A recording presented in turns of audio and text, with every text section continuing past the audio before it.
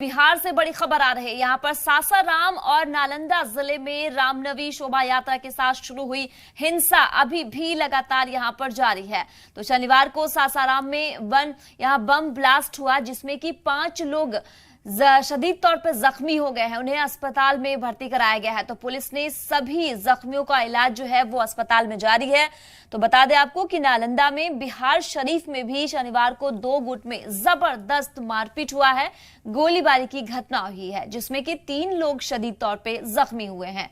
तो नालंदा में अब तक कुल 27 आरोपी को हिरासत में लिया गया है। साथ ही 7 एफआईआर भी उन पे दर्ज की गई है। संवेदनशील इलाकों में पुलिस ने यहां पर लगातार मुस्तैद है और फ्लैग मार्च निकाला है। नालंदा में धारा 144 लागू रहेगी और इंटरनेट जो है फिलहाल के लिए है वो बंद कर दिया गया है। तो सासाराम में भी अभी सरकार और यहाँ पर सरकारी और प्राइवेट स्कूल को भी 4 अप्रैल तक बंद रखने का आदेश जो है वो सरकार की तरफ से दिया गया है। इसी पे ज्यादा बातचीत के लिए मेरे नुमाइंदा ऋषिकेश कुमार हमारे साथ जुड़ चुके हैं। ऋषिकेश, क्या ताजा अपडेट है? जिस तरीके से हालात जो है वो बद से बदतर नजर आ रही है, जो यहाँ पर जख्मी है उनकी तादाद भी बढ़ रही है, आज की ताजा अपडेट क्या है?